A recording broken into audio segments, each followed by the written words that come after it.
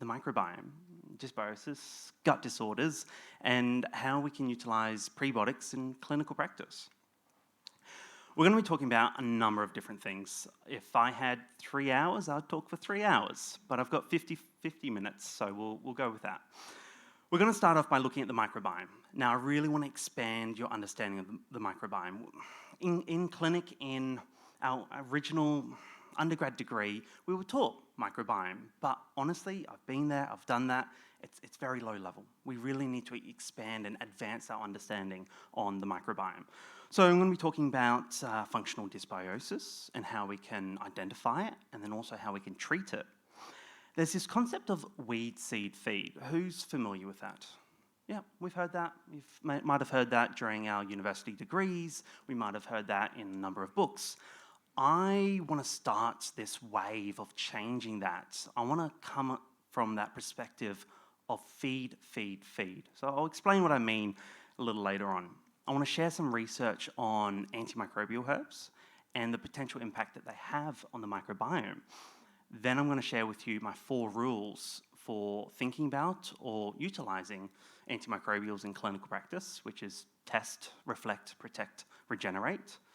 And then I'm going to share some information on different prebiotics, GOS, inulin, and of course, your human milk oligosaccharides. And I'm really going to highlight what the research is saying about HMOs. So HMOs mean human milk oligosaccharides. And my own clinical observations. So what I'm seeing in clinical practice, and then I want to share some microbial markers, so things that you can look for in your own clinical practice that may indicate, ooh, HMOs might be useful here. So starting off with the microbiome, what is really fascinating is we've managed to get to this point in our understanding of the microbiome that we can sequence up to 28,000 different species of bacteria. That's a lot. Now, if we were to collectively look at all the possible species that could be found in your bowels, right here, right now, or within the greater Brisbane area, we could sequence about 4,000 to 6,000 different species. But on average, so statistically looking at everyone in the room, there's going to be an average of 176 different species in your microbiome. But from my own clinical practice, I've seen people with as few as 20 species and as many as 380. I did read some research just 2 days ago that looked at a tribe in Africa where they managed to identify 750 different species, which just blows my mind, comes down to prebiotics. So as you know, the vast majority of your microbiome is situated within your gut. And throughout the years, our understanding of the microbiome has really advanced. And this is because how we look at the microbiome has changed over these years. So originally, let's say in the late 18th century, we're culturing bacteria. But it wasn't until 1983 that we started utilizing this technology called qPCR, where we could really target and look for a particular species. And it wasn't until as recent as 2004 that there's this new method called metagenomics, where you can actually look at the whole microbiome. So when we look at these different testing methods, our understanding of the microbiome and different interventions that we may employ is skewed by inaccurate measurements of the microbiome. So let's take culture for an example. When we culture a sample of our microbiome, we can only see about 5%. What about that other 95%? qPCR, as I mentioned before, it utilizes a probe. And when I say probe, it's a particular probe looking for a particular species. Now, it's really great for looking for that particular species, but it's not going to tell you all the other species that are there within the microbiome. Then you've got 16S. So 16S, it looks at the genus level of bacteria. So it looks at all the genus, still not all that accurate. Then you've got metagenomics. So metagenomics, because it looks at the DNA, it doesn't just look at all the different species. It's looking at their function, and you can get that better understanding of the function of the microbiome and then thereby what you need to do to improve that functional dysbiosis. So really, when it comes around to measuring the microbiome, we want to look at the whole microbiome. We want to look at your functional markers. We want to look for parasites. We want to look for pathogens. When we have that comprehensive understanding, then we can really determine what we're going to do. One of the main benefits I love about measuring the microbiome and treating the microbiome is we can look at the severity of our patient's gut. Now, sometimes it's really bad. Sometimes there's actually not a lot of work that needs to be done on the microbiome, so we can move on to heavy metals or other hormonal imbalances.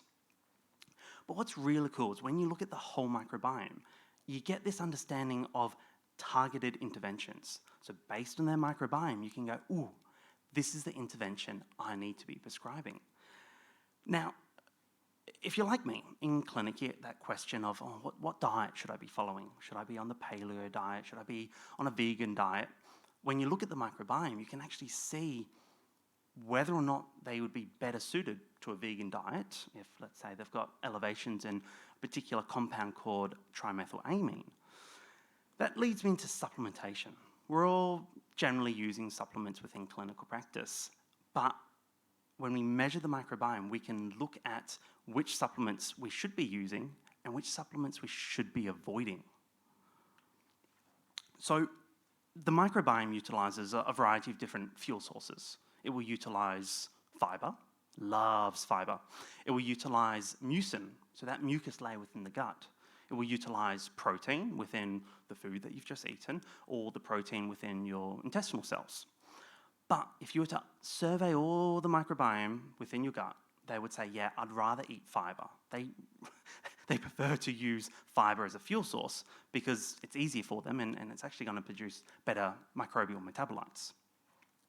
Now, when we consume fiber, it ends up in the gut and through fermentation produces these smaller molecules called metabolites. Now, these metabolites can impact gut health and then also systemic health. When I say microbial metabolites, I'm referring to, and this is just a very short snippet of the vast number of microbial metabolites you can look at, I'm referring to things like hexa-LPS. Who's heard of hexa-LPS? Ooh, that's about 5%. So hexa-LPS is, you'd all be familiar with LPS, so lipopolysaccharides. Hexa is just the more pro-inflammatory subgroup of LPS. You've also got IPA. Now, I'm not referring to IPA, the drink. I'm referring to 3-indole propionic acid, a particular microbial metabolite which is beneficial for systemic inflammation, gut inflammation, permeability. You've also got your short-chain fatty acids, which I'm sure we're all will have an understanding of. So your acetate, your butyrate, your propionate, and then your trimethylamine, what I just mentioned before. This is the compound that can link your gut health to cardiovascular disease. So when someone has a high potential to produce trimethylamine, it can get converted to TMAO, that can lead on to that increased risk of cardiovascular disease. Then you've got methane. Methane, it's a gas produced by methanogens such as M. smithii, and when there's an increase in methane in the gut, you're thinking SIBO, you're also thinking constipation. So to summarize these microbial metabolites and the impact they have on gut and systemic health, we consume fiber, goes down into our gut through fermentation, produces these microbial metabolites that has an impact on systemic inflammation and systemic health. We can also see and group these into different health categories. So if somebody had low butyrate in their gut, so a low amount of bacteria known to produce butyrate, this is going to be linked with things like intestinal inflammation, systemic inflammation, permeability. You've also got, let's say, hexa-LPS. So if someone's got high amounts of hexa-LPS, this will be linked with intestinal inflammation, intestinal permeability, systemic inflammation. As I alluded to before, methane. If someone has high potential to produce methane, that's going to lead to motility issues, contributing to constipation. So you're starting to see this picture on how our gut health can actually drive and contribute to systemic health. Now, for way too long, we've been referring to this as dysbiosis, so the imbalance of good and bad bacteria. But because we have this greater understanding of the microbiome, because we understand the function of the microbiome, we can now refer to dysbiosis as functional dysbiosis. Now, what I mean by functional dysbiosis is a change in the microbially produced metabolites. So you can have a functional dysbiosis where there's low butyrate-producing bacteria, a functional dysbiosis where there's high hexa-LPS. Having that additional classification and information provides you as the clinician as to what treatment interventions you're going to be utilizing. So just like dysbiosis, functional dysbiosis have a variety of different contributing factors. Diet, number one factor at play here.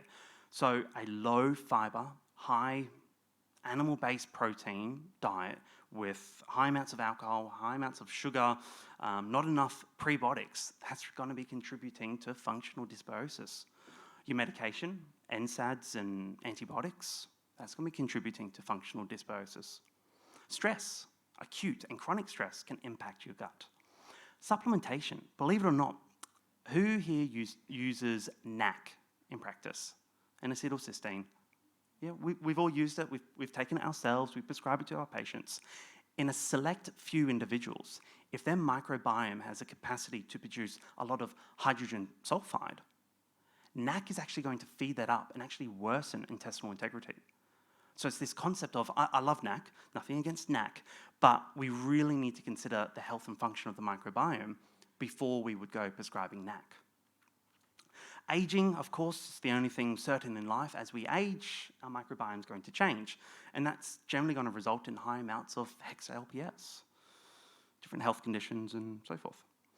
Now, the consequence of this functional dysbiosis, we're talking gut inflammation, increased risk of cardiovascular disease, an increased lipopolysaccharide production, reduction in your short-chain fatty acids, an increase in insulin resistance. It's not an ideal picture.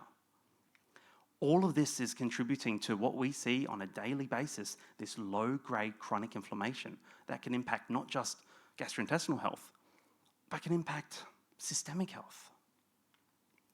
It can contribute to a number of different health conditions, not just situated within the gut, but situated systemically.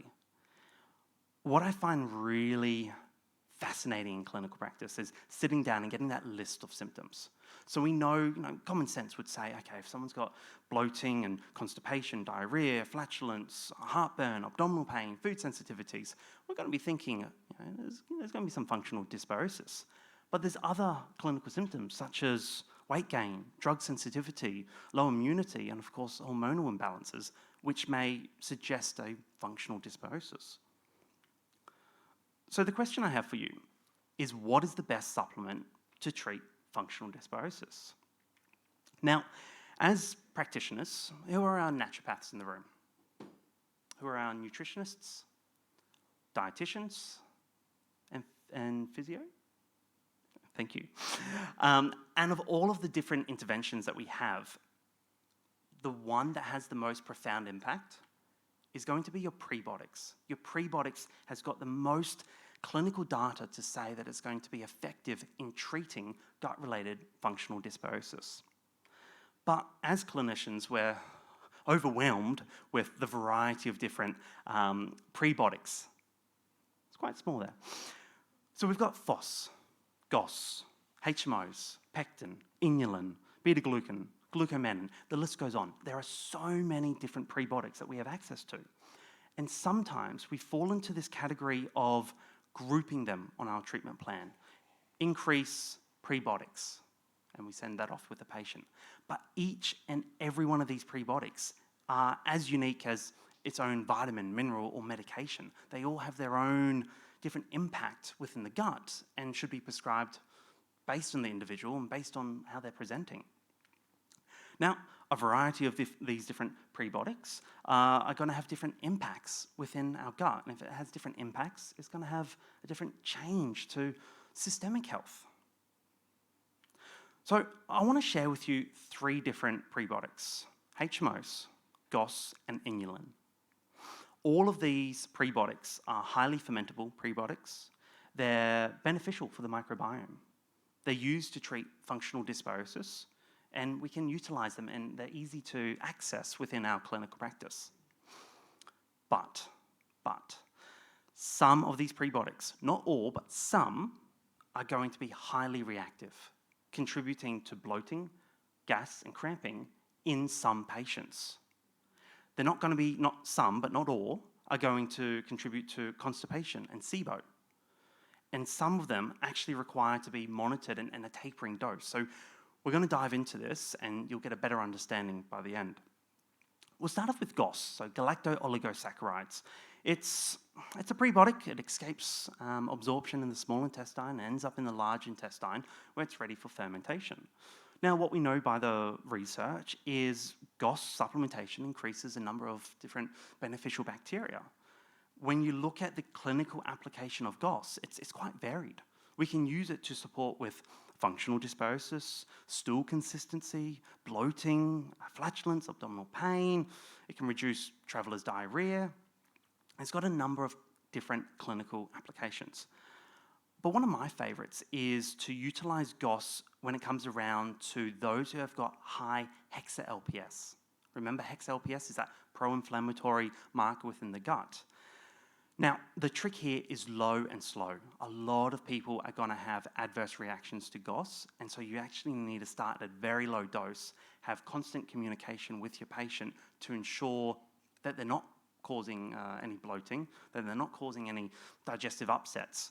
But the research does show that GOS at 5 grams for 3 months can reduce these hexa-LPS producing species, but it comes at a consequence of that increased risk of bloating and abdominal discomfort. Now, who treats SIBO? We've got 1, 2, a few people treat SIBO. This list would be very familiar. So on a SIBO type protocol, you'd be avoiding these foods because they contain GOS. But honestly, these foods are some great sources of GOS. To get GOS in the diet through these foods are excellent. But as I alluded to before, the supplementation of GOS, if done in the wrong individuals at the wrong dose, will result in bloating, flatulence, cramping, diarrhea. And even in one study in IBS, they used 3 to 5 grams. And that actually resulted in abdominal pain, bloating, flatulence, and nausea. The thing we need to consider here is GOS supplementation shouldn't be prescribed in patients who've got SIBO or FODMAP sensitivities, because they're not going to be your friend. And I've done this once before. The patient was not happy because they had bloating and they were very upset. So from my own experience, it's quite highly reactive, and we need to be really cautious when it comes around to our sensitive patients. The next one is inulin. So just like GOS, it escapes digestion in the small intestine, ends up in the large intestine, where it stimulates the growth of a number of different beneficial and somewhat potential pathobionts within our microbiome. Now, inulin supplementation can be used for anything from functional dysbiosis to butyrate production to ulcerative colitis to antioxidant status, lipid profile. It's quite different to GOS. So each and every prebiotic has its own impact on both gut health and systemic health. A couple of foods here rich in inulin. So of course our artichokes are going to be the highest sources of inulin. But just like GOS, if you utilize inulin in the wrong individuals, it's going to contribute to bloating, flatulence, abdominal discomfort, diarrhea. What I find really interesting is actually co-prescribing it with psyllium can reduce that gas production. So if I'm ever using inulin in clinical practice, I'm co-prescribing it with psyllium. Now, here is the caveat. Caution when it comes around to patients with constipation, methanogen overgrowth, or SIBO. The reason I say that is inulin can actually feed up methanogens such as M. smithii, a particular microbe within the gut, contributing to an increase in methane, slowing down transit time, contributing to constipation, contributing to SIBO. So we've really got to be cautious in these sensitive individuals, especially those with constipation. All right, next up we have HMOs, your human milk oligosaccharides. Now, they're a major component found within breast milk, okay? And breast milk is the only place you actually find them. A question I get asked quite a lot is, where do HMOs come from? So just think about that for a moment. Is there a farm with pregnant women just lactating or lactating women? Unfortunately, luckily not. Just like most other supplements and prebiotics, it's just through fermentation. So there's no women harmed during the production of HMOs. Believe it or not, knowing that you'll be able to answer that when it comes around to a patient asking you that. Now, just like other prebiotics, it escapes digestion, ends up in the large intestine, where it's ready for fermentation. This is what I love. HMOs selectively feed beneficial bacteria. That's just crazy. When you look at prebiotics and other interventions, HMOs selectively feed beneficial bacteria. That blows my mind. So I'm going to share a number of different research areas around HMOs. I want to talk about microbial balance, barrier integrity, pathogen treatment, and of course, immune support. So starting off with microbial balance. So what we know from the research is HMOs can feed up your bifidobacterium. Now, looking at the function of these bifidobacterium, they're known to produce acetate, folate, and some will produce GABA. Okay. What we know is 24% of produced acetate gets converted to butyrate. So there's also this cross-feeding effect where it supports with butyrate production. All right, my favorite topic, intestinal permeability. Does everyone know intestinal permeability? Please nod your heads. Thank you. So increased intestinal permeability involves the loss of integrity between the cells of the small intestines. If you imagine my fists are the single layer of epithelial cells within your gut, in your small intestine, they open up, okay? Some of my own research has linked this leaky gut or increased intestinal permeability with conditions like autoimmunity, liver disease, gastrointestinal and metabolic conditions. Now, based on the research, it's been shown that HMOs can increase mucin. Remember, mucin is within the gut, and also modulates tight junction protein, so that zonulin expression. So I'm really utilizing HMOs as that fundamental component within my gut repair protocol.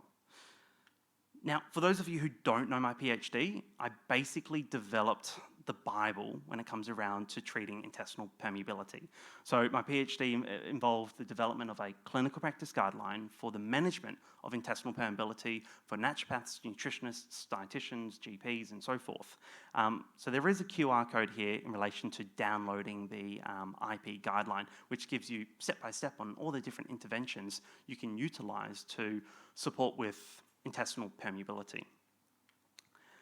There's a lot. So when it comes around to the management of intestinal permeability in clinical practice, there's things that work and there's things that don't work. It's very small. You're not going to be able to read that, but I'm sure you'll be able to rewatch the recording or download the whole guide. What we also know from the research that I was involved in is there's a number of different interventions that will support with intestinal permeability and a number of different interventions that will impact intestinal permeability, obesity, and dairy, gluten, refined sugars, NSAIDs, and so forth.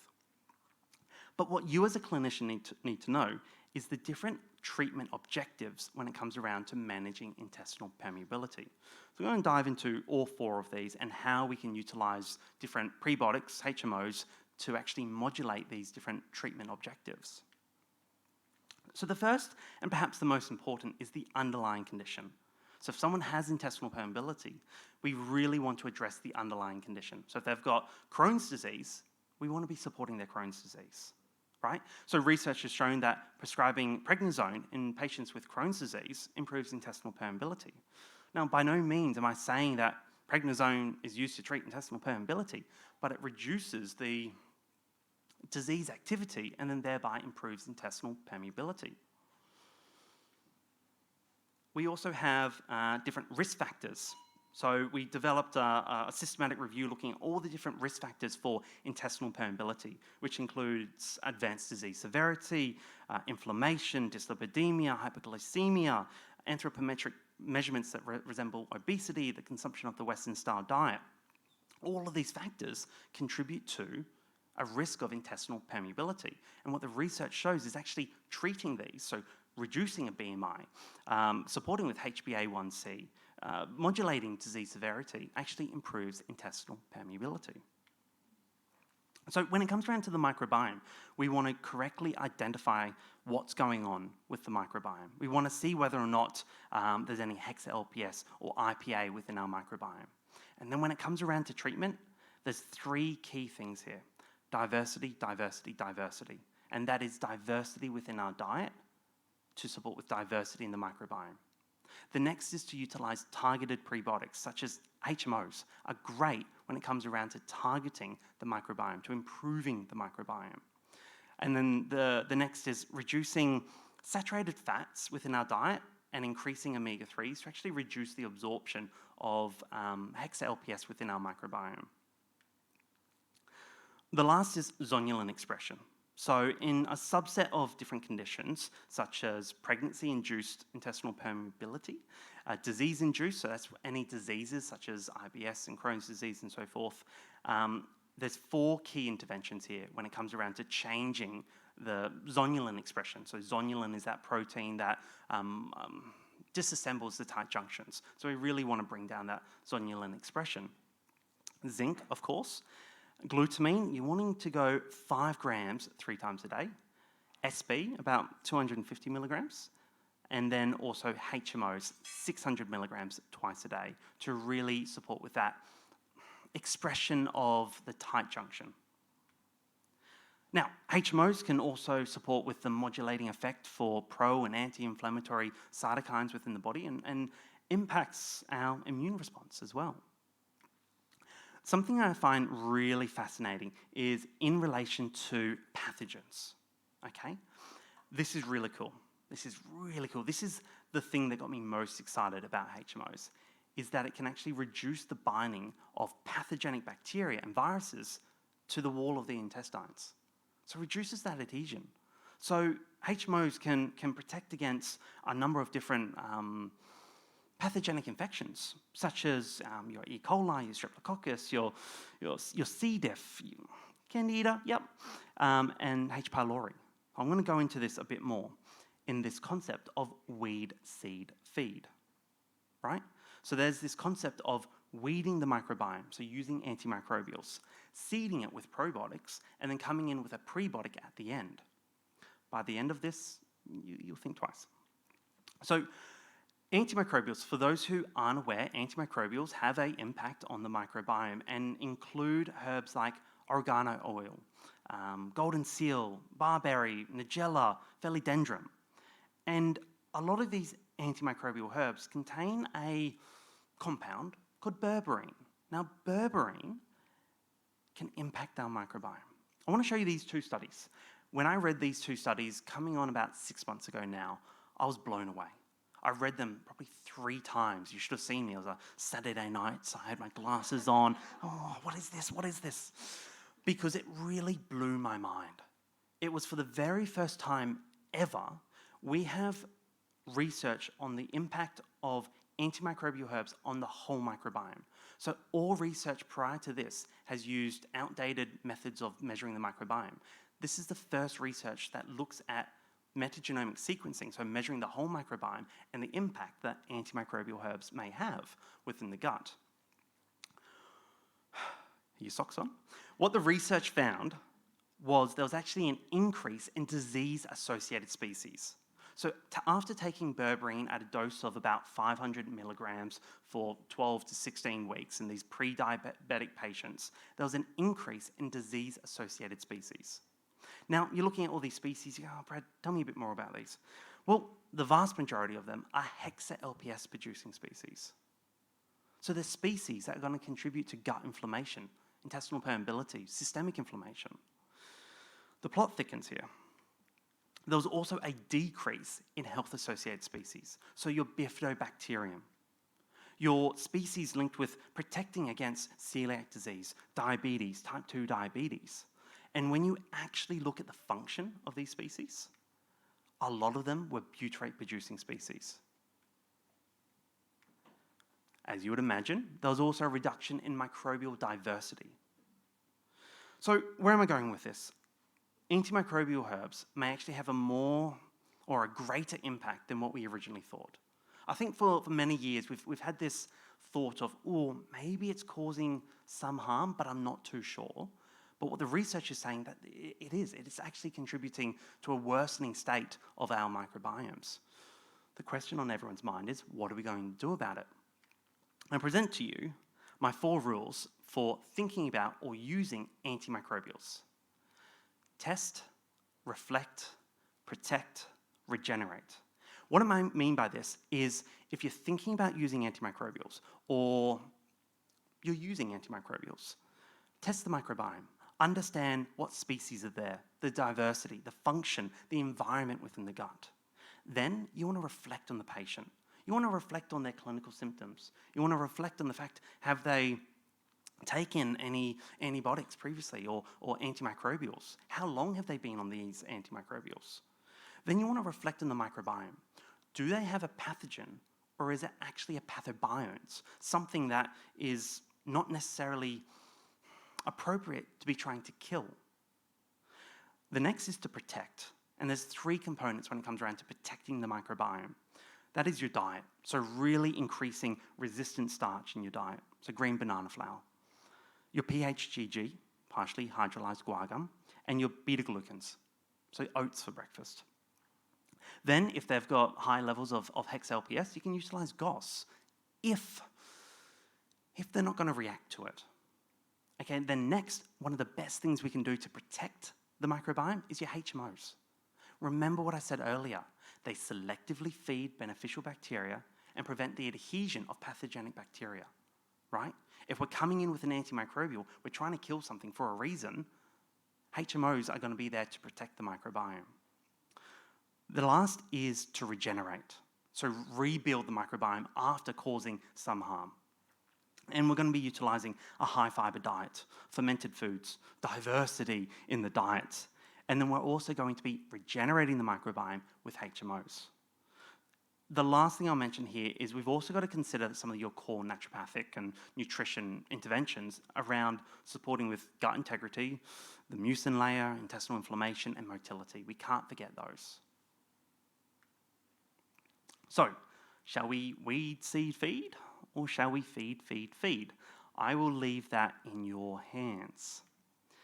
Now, to summarize some of the research around HMOs, what the research is really indicating here is it can be used in low bifidobacterium. So when a patient presents with low bifidobacterium, when there's low short-chain fatty acids, when there's some form of functional dysbiosis, when there's intestinal permeability, when there's gut inflammation, when there's a detected pathogen, and of course when there's IBS.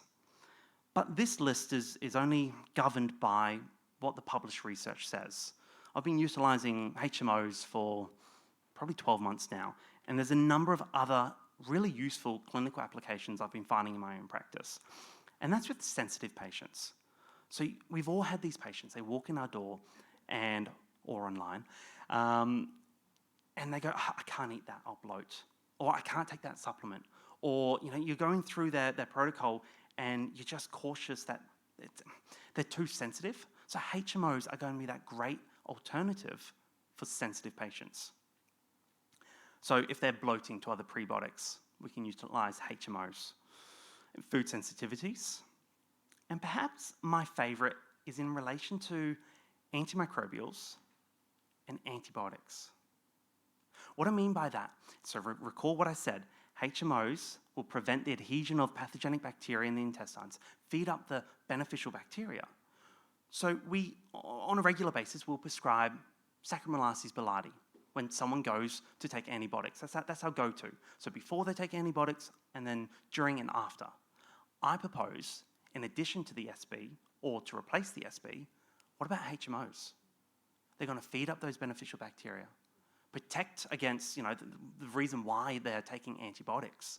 So I've been utilizing it, and patients bounce back a lot quicker in relation to their gut-related symptoms when we're using it before, during, and after. Let's look at a few microbial markers. So these are some functional markers or GI markers that you'd commonly see on a microbiome report. And in all of these situations, you'd be utilizing HMOs. So when there's elevations in calprotectin, so calprotectin is a very accurate marker to look at gut inflammation. When it's above 100, then that requires a referral. We really need to investigate, is there some form of inflammatory bowel disease? But if it's between that 50 and 100, where there's this low-grade gut inflammation, we're thinking of HMOs. You've also got zonulin. Now, this zonulin level of 800 is actually the highest I've ever seen on my patient, and I thought I'd better include the highest result I possibly have ever seen because it blew me away when this result came back. But you'd be utilising HMOs when it comes around to elevation in zonulin. Then you've got secretory IgA. Now, this is a really interesting one where you can utilise HMOs, human milk oligosaccharides, for both high secretory IgA and low. The reason I say this is when it's high, when secretory IgA is high, that's indicating some form of maybe infection or gut inflammation. But when it's low, it can also indicate long-term gut inflammation. I use the analogy of cortisol. When we're stressed, our cortisol goes high. But when we're stressed for a very long time, what happens? Bottoms out. Same thing is happening here with the secretory IgA. So we could almost view this as it could be permeability, but it could also indicate that there's been long-term inflammation. We really want to bring that down. You've also got a few other microbial metabolites. So when someone has low diversity and low microbial richness, so that's the number of different species found within the gut, you're thinking HMOs to feed up the microbiome. When there's low butyrate-producing species, you want to be supporting those acetate-producing species, those bifidobacterium species, to produce more butyrate. And then lastly, when it comes around to mucin degradation. So this is a marker when we look at the capacity of the microbiome to use mucin as a fuel source. So remember I alluded to that. And remember that HMOs increase mucin production, right? So it means it's going to be protective for the gut. We also have pathogens. Now, this by no means is a real report, because if somebody had all of these pathogens detected, they'd probably be dead. Some of these pathogens require immediate referral to the GP. So especially these E. coli strains, because they need antibiotics now. But when you view this on a report and they get sent to the GP, what a great opportunity to go, hey, let's actually protect your microbiome here before you go getting on those antibiotics. So just considering that, although these HMOs are not going to be treating these pathogens, we need to refer for a number of these pathogens. It's when you're seeing this, you go, oh, hold on, I better protect the microbiome. So when it comes around to any potential adverse reactions, so some studies have actually shown that 5 grams a day can result in mild flatulence. One particular study showed that there was no adverse reactions between that 5 and 10 grams per day. And then at a dose of 20 grams a day, mild rumbling, bloating, and constipation. Something to note here is that this dose is extremely high. It's really high, and this isn't what you'd be commonly prescribing in clinical practice. So what I'm seeing in the dosage that I'm using in practice is it's well tolerated and there's no adverse reactions. So the dosage I'm using is 600 milligrams twice a day after a meal. And that's your kind of long-term use of HMOs. But if someone wants to do short-term, then I would actually double that. I'd actually do 120 milligrams twice a day short-term when there's that need for it. Now, there's all different stages in treatment, Generally, we're starting with the gut first. I'm biased, but start with the gut. I consider this as that first-line therapy. So when patients first walk in the door to really support with their gut health, that's when I'm going to be utilising it. And I'm prescribing it for anywhere between that 3 to 12 months to really get that therapeutic effect. So the question I'm going to leave you with is, what is the best prebiotic for your patient with functional dysbiosis? You're wanting a prebiotic that supports with your microbiome, that doesn't cause reactions, which is well tolerated. And the thing to consider is always start low and go slow when it comes around to the dosage. So, call me biased, but the microbiome is by far an area that we as clinicians need to consider. It's an area that we need to be treating. And what we know is not every prebiotic is the same. Each and every prebiotic is so unique, and we need to look at them as their own therapeutic intervention. These HMOs, they're safe, they're effective, they're great to support with microbial balance, barrier integrity, pathogen treatment, and immune support. And I'm generally prescribing HMOs as that first-line therapy for my functional dysbiosis, intestinal permeability, when there's a detected pathogen, and before, during, and after antibiotic or antimicrobial use.